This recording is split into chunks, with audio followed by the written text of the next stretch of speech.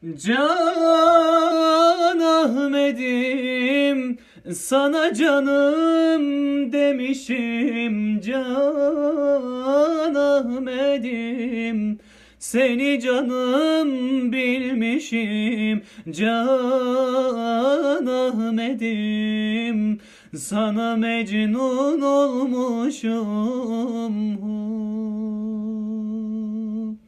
Sen olmadan buralarda kalamam. Sen olmadan acıları çekemem.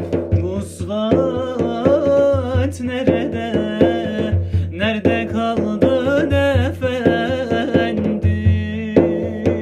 Vuslat nerede? Nerede kaldın efendim? Can Ahmet'im, sana canım demişim. Can Ahmet'im, seni canım bilmişim. Can Ahmet'im, sana mecnun olmuşum.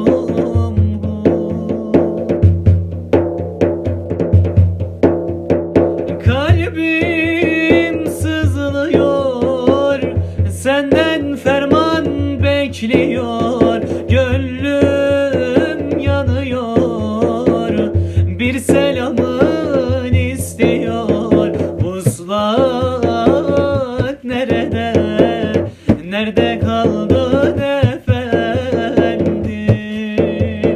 Vuslat nerede? Nerede kaldın efendim?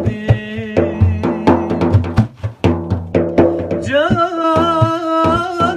Ahmet'im, sana canım demişim. Can Ahmet'im, seni canım bilmişim.